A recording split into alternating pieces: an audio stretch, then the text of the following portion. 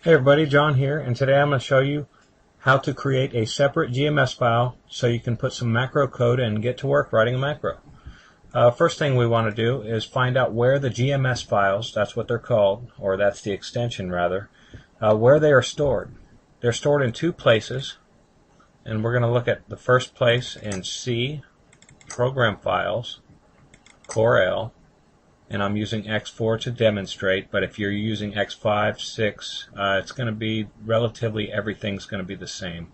So we'll go in X4, Draw, GMS. So if you look at this path here, that's the path where the GMS files are stored by default, and this is a legacy path, which I would not recommend you use this path or this location anymore to store your GMS files.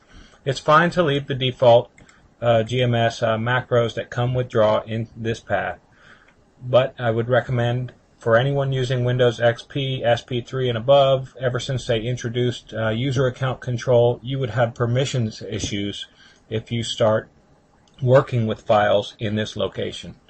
So alternatively, we're going to store all GMS files for all of our macro projects in one location.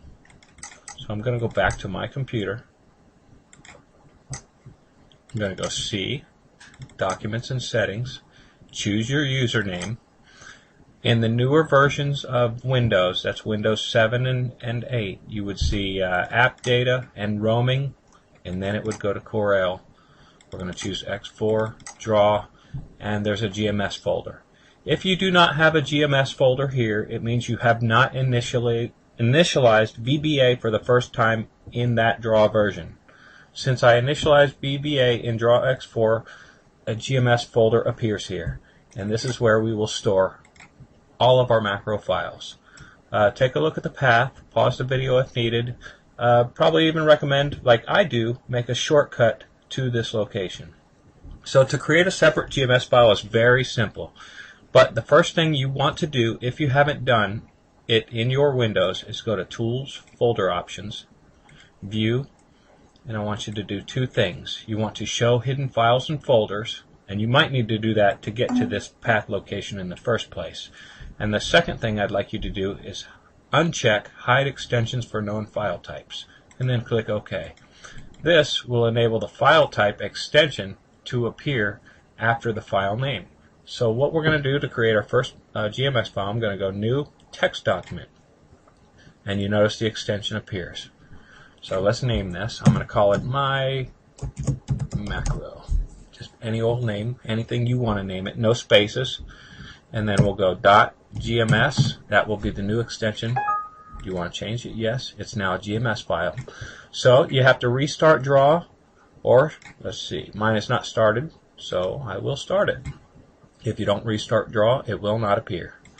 I'm going to press Alt F11 on my keyboard, and this brings up the Vba Editor. You will see the macro here. It is named Global Macros. We don't want it to be named Global Macros, so I'll select it and simply change the name. I changed the name to the exact thing that I named the file. It's simple, easy, and I'd recommend you to do the same. Expand it. You'll see a few things in there. You'll see this macro storage, which we use mostly for events, which we would talk about much later.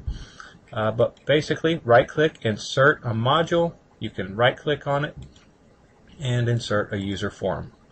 You can select your module and give it a name. I'm going to call mine GDG. You can select your user form and give it a name. I'll call it My Form.